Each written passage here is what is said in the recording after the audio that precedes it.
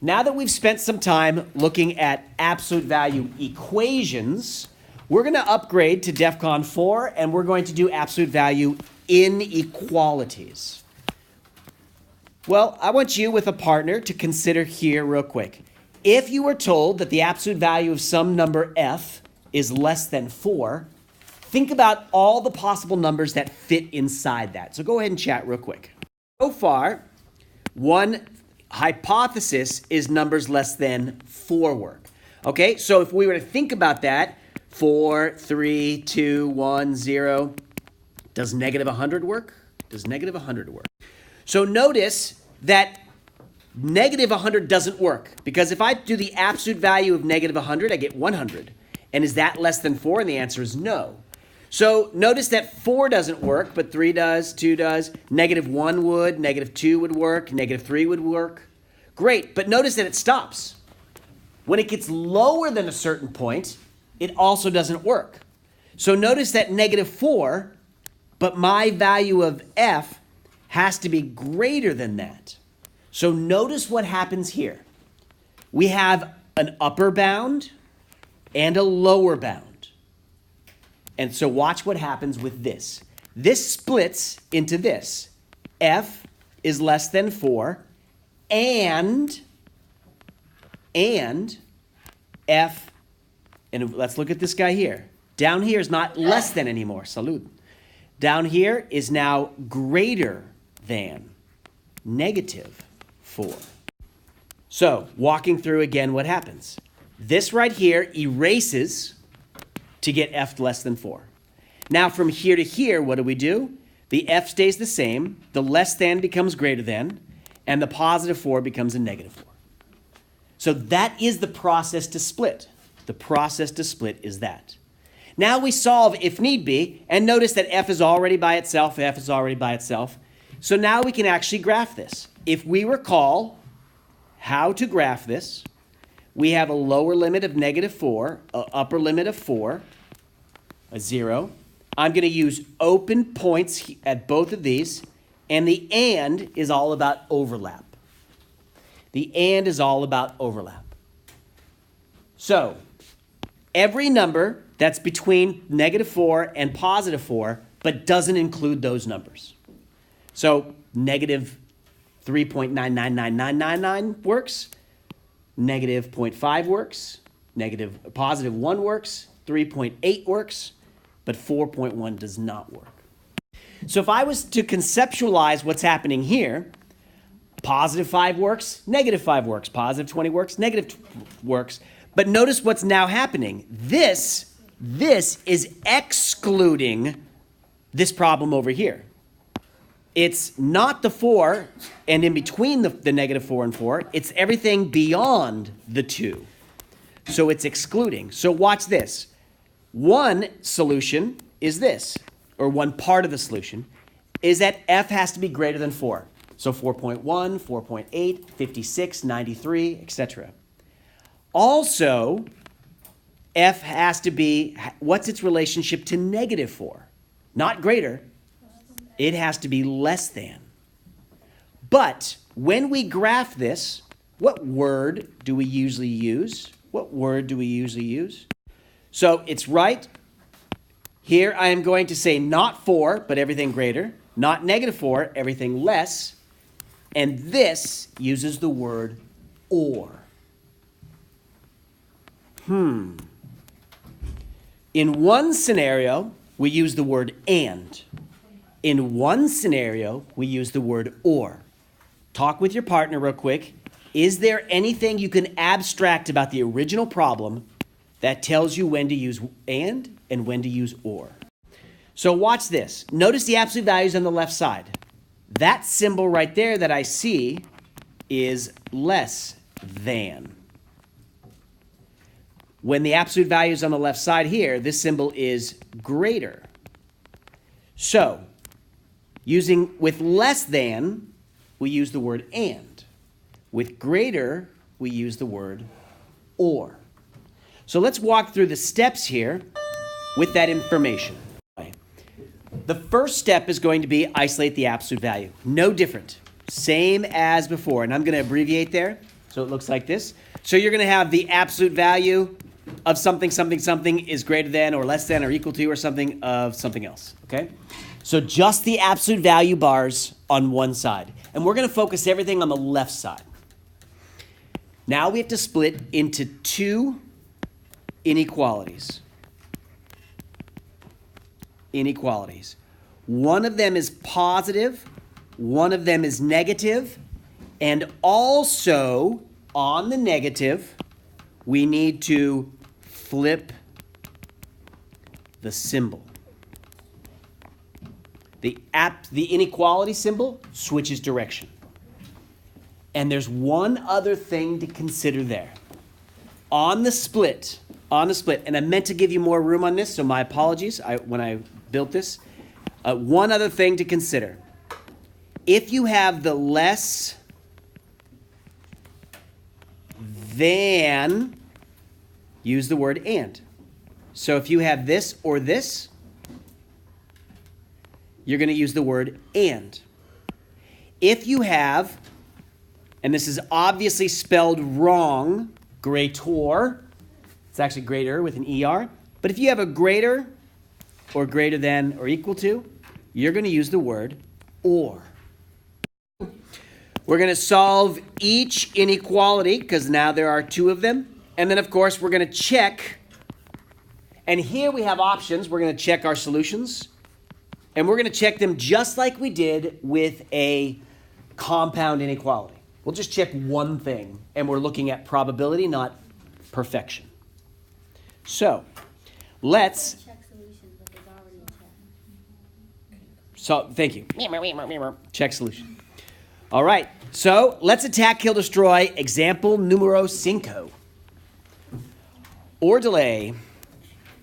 Now we're going to do this. Solve and graph the solutions. So step number 1 is already done for us. Because look, the absolute value is all by itself on the left side. It's already isolated. So step number 2 needs to be split. So we get y minus 5. All you do is erase the bars. Done. The other one, you flip the symbol and take the opposite. And the word that we use, because I see a less than, I'm going to put an and there. Which means, most likely, the graph is going to be an overlap connecting 2 points. All right, now let me just solve individually. So y, holy monkey, y is less than or equal to 7. I'm bringing down the word and 2 because it's all part of it. Now I add 5 to both sides of this one, and I get y is greater than or equal to positive 3. So I'm claiming that all the numbers, including 3 and 7, and all the numbers in between, all real numbers between 3 and 7, inclusive. To do a quick check, just grab a number like 5. If I put 5 here, 5 minus 5 is 0. Absolute value of 0 is 0, and 0 is less than 2, so at least that one works. But that's a good probability that I'm correct all across the board. So on part B here, walking through, my first step is not to split because the absolute value is not by itself. So I need to add 4 to both sides. The symbol stays the same. Now I bring down the absolute value of y greater than 10. Now since my symbol here is greater, I use the word or. I drop the bars to get the first one. I switch the symbol and take a negative on that one. And notice I stop. There's no further to go. So step 3, solve for y, solve for my variable, is already done for me. And now I'm going to graph real quick, and I can do just a mental check here. So as we see, we do coincidentally have opposites as my solutions, or at least part of my solutions. And I am going to shade outward. So if I did check with a 0 here, I expect it to be false because 0 is not shaded. 0, the absolute value of that is still 0. Minus 4 is negative 4. Greater than 6, and that is a false statement.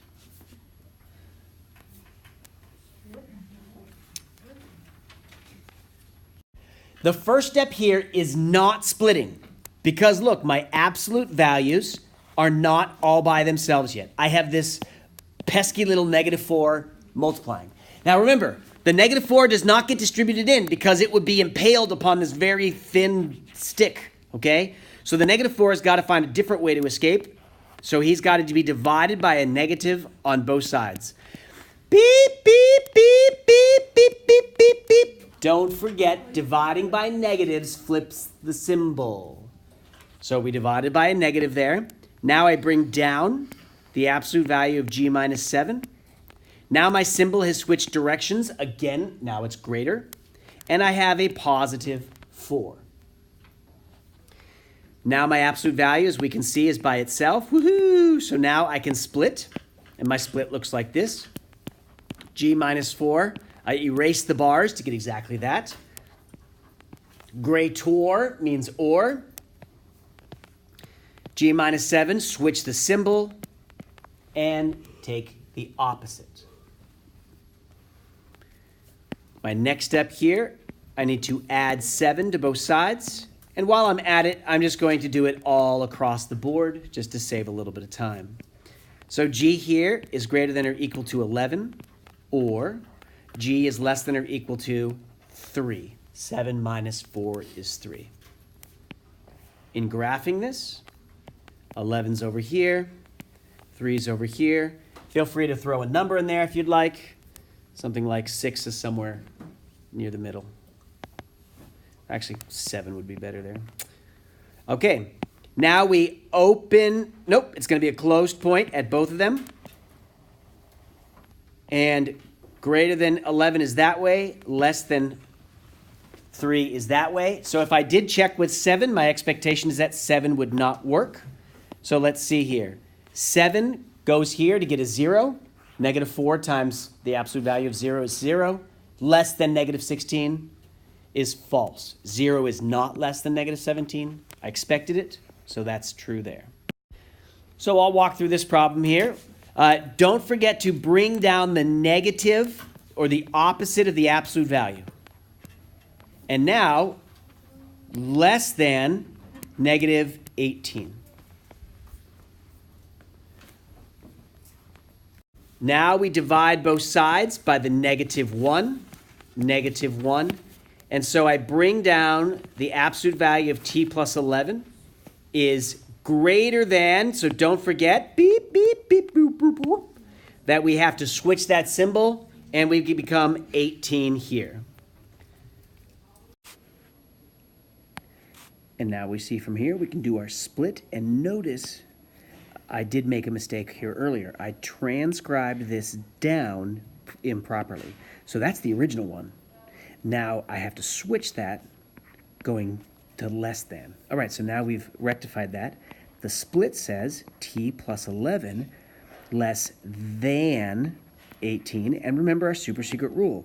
Less than, I have to use the word and. So now I get t plus 11. Symbol switches again, and we get -18. And there we go. Solve individually. So I'm going to subtract 11 from both sides here to get t is less than 7 and stays and subtract 11 once again to get -29. The graph of that would look something similar to this. -29. 7 lives here. 0 is somewhere here. I'm going to use open points and connect the dots between. So if I did check with a 0 real quick, back to the original problem, putting 0 right here. If I did put a 0, I got 11. Absolute value of that is 11. 4 minus 11 is -7. And is -7 greater than -14? And the answer to that is yes. And now the last thing we're going to do is an example. That's an application. A student estimated the teacher's age to be 40. Give or take 3 years. So we're going to write an absolute value inequality that represents all the possible ages. Before, we just did the maximum and the minimum. We did max and min. Now what we're going to do is do all the possible ages. So that's going to change our formula a little bit. So we're going to solve and we're going to graph the solutions. Okay, so conceptually, let's see what happens. the observed value, which is the actual value of this age, minus the target or average value. The target here is 40 because that's the guess. That has got to be under or equal to whatever the tolerant is. So the tolerance here is 3 years. So that when we subtract the two and then take the opposite value, we should get under 3 years. Under 3 years. So let's walk through and see what we do. Our absolute values here are less than or equal to. Our observed value is unknown. We don't know the actual one yet, so I'm going to put X there for the actual answer. 40 is the estimated or average or the target value. And lastly, the tolerance here, as we can see, is plus or minus 3 years. So we're going to say 3 there. Well, step 1 is already done for us. We're isolated. So what we have to do is split. So all we do is erase the bars. It's less than, so I put the word and. X minus 40, I flip the symbol to be greater than or equal to, and it's a negative 3. So in other words, this one says, if I estimated too high, that's got to be under 3. If I estimated too low, it's got to be above a negative 3. So now let's just solve this. So we're estimating under 43 years, or 43 years, and then when we add 40 to both sides, we get 37. So graphically speaking, what does that look like? We're saying this teacher is between 37 and 43 years old. So they are closed points at each of those, and connect the dots, la, la, la. And there we go.